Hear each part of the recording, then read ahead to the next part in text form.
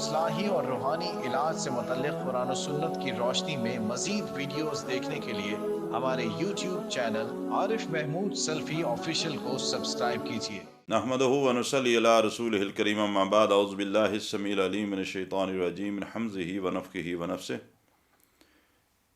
کسی بھائی کا سوال ہے کہ اللہ کے نبی کا فرمان ہے صلی اللہ علیہ وسلم کا کہ اعمال کا دار و مدار نیت پر ہے، تو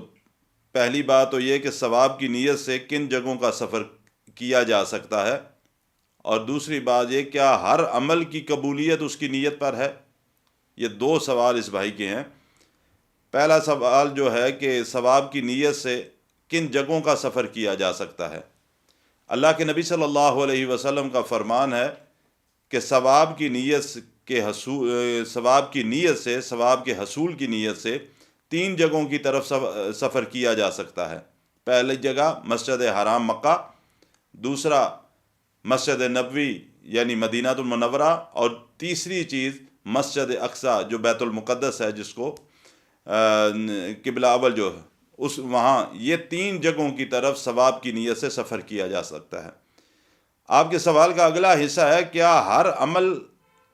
کی قبولیت اس بندے کی نیت پر ہے؟ جی بالکل، اس کی نیت پر ہے۔ اس بندے کی جو نیت ہوگی اسی کے مطابق اس کو اجر و ثواب ملے گا۔ اگر کوئی شخص اللہ کی راستے میں صدقہ خیرات کرتا ہے، اس کی نیت یہ ہے کہ میں اللہ کا حکم پورا کر رہا ہوں اور اس کی وجہ سے میں اللہ تعالیٰ سے اپنے گناہوں کی معافی چاہتا ہوں، وہ اللہ کی راہ میں صدقہ خیرات کرے گا، اللہ اس کی پریشانیوں کو دور کرے گا، اللہ اس کی تکلیفوں کو دور فرمائے گا، اور اللہ تعالیٰ اس کے لیے آسانیاں پیدا فرما دے گا۔ اور نیت اگر یہ ہے کہ میں یہ اللہ کی راہ میں مال خرچ کر رہا ہوں تو لوگ کہیں کہ یہ بہت بڑا سخی ہے، تو اس کی صرف دنیا میں اللہ مشہوری کر دے گا، کل قیامت کے دن اس کے اس عمل پر اللہ کوئی اجر و ثواب نہیں دے گا۔ ایک شخص نماز پڑھتا ہے، پورے خشوع اور خضوع سے پڑھتا ہے، دعائیں پڑھتا ہے، آرام سکون سے قیام کرتا ہے، رکوع کرتا ہے، سجدہ کرتا ہے، تشہد کے اندر بیٹھ کے دعائیں مانگتا ہے اللہ سے، اور مقصد یہ ہے کہ اللہ تعالیٰ میری اس عبادت کو قبول فرمائے اور میرے گناہوں کی بخشش کا سبب بنے۔ اس کی نیت کے مطابق اللہ اس کی اس عبادت کو قبول کر کے اس کی بخشش کا سبب بنائے گا۔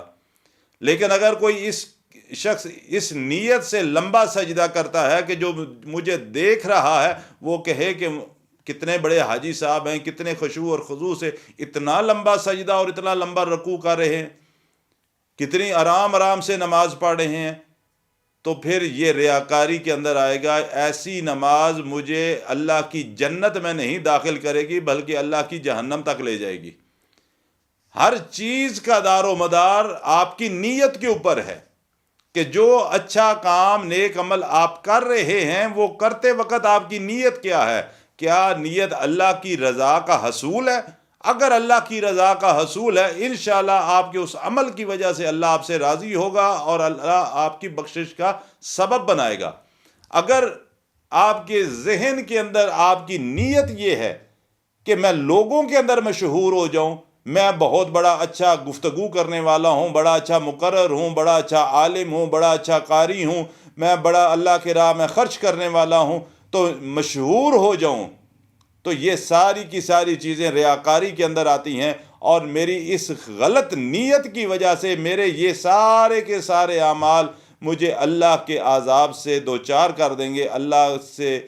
اگر میں یہ امید رکھتا ہوں کہ اللہ میرے اعمال کو قبول کرے تو سب سے پہلے میری نیت درست ہونا یہ انتہائی ضروری ہے، کیونکہ آپ صلی اللہ علیہ وسلم کا فرمان ہے انما الاعمال بالنیات، انسان کے اعمال کی قبولیت کا دار و مدار انسان کی نیت پر ہے۔ اللہ تعالی عمل کی توفیق عطا فرمائے۔